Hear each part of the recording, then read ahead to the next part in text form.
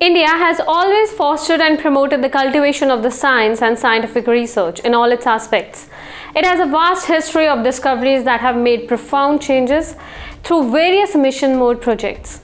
India has always come up with innovations that have changed the subjects of conversations across the world. Following the thread of creativity, Indian astronomers have devised a new method based on machine learning that has the ability to pick out stars in a crowd.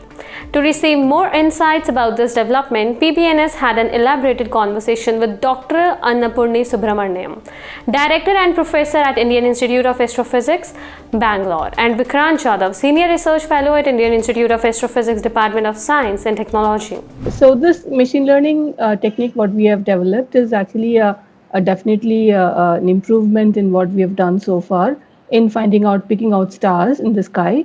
When stars are formed, if you can see an Orion constellation or Taurus, stars are formed in groups. But when they form in groups, you also have stars which are floating around in the galaxy as per its rotation, etc. So you see a lot of stars in the sky, right? You cannot say which star belong to a particular group, and they're formed along with the group and they're evolving along with the group. So you have to eliminate the subjective thing. So that is what is a major step achieved here. So it can be it's a trained based on it's supervised algorithm, but it actually helps to identify a large number of clusters, and it also gives you the probability of it being part of that particular group.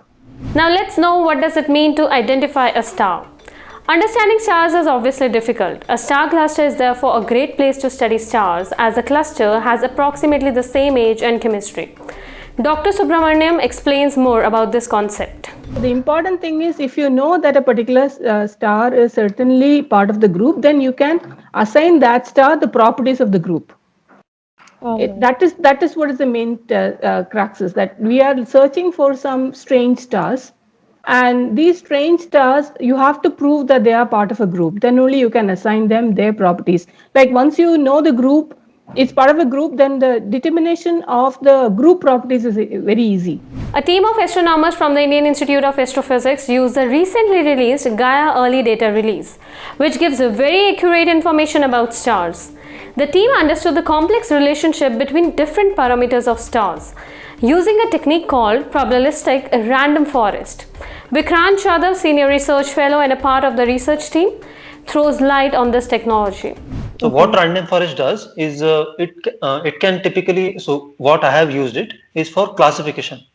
So let's say we have some data and we have to divide that data into different categories. So in our case, I want to divide the stars between members of the cluster and non-members of the cluster. So what this decision tree does, so what this random forest does is it learns about how a typical star in a cluster looks like, and then we give it a new type of data. It will classify that into member or non-member.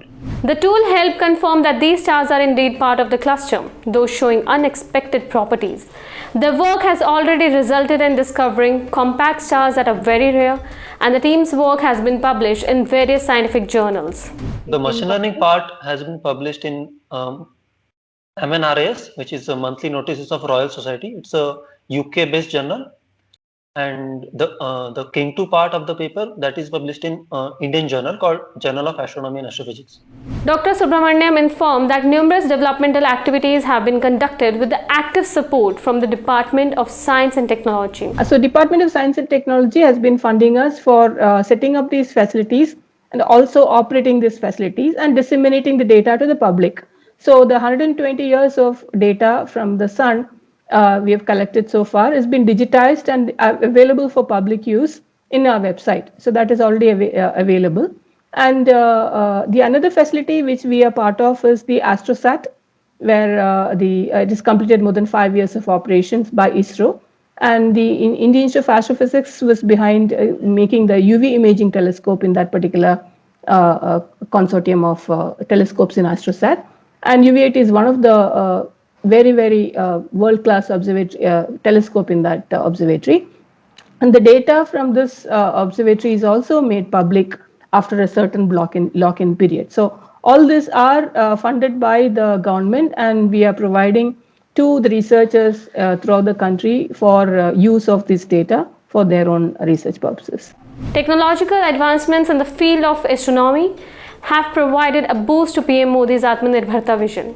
Dr. Subramaniam apprised about significant indigenous developments in the field of astrophysics. UV imaging telescope, for that matter, was indigenously built in India, and we actually put it together. So we have the know-how of creating a world-class UV instrument from this institute. And AstroSat was majorly developed within India. So this observatory is not only work like a textbook, but also we know how to make it, we have to launch it, and we can operate it. So that has given us a big footing in the international scene, the capability demonstration. It's not only using the data, it's also creating instruments, launching it, and operating it. So that is a big boost. In an atmosphere of academic freedom, India has always encouraged individual initiative in the acquisition and dissemination of information. From the application of scientific knowledge, the nation has secured all the benefits for the people of the country. As we know, technology is best when it brings people together. We will be back with some more updates. Thanks for watching.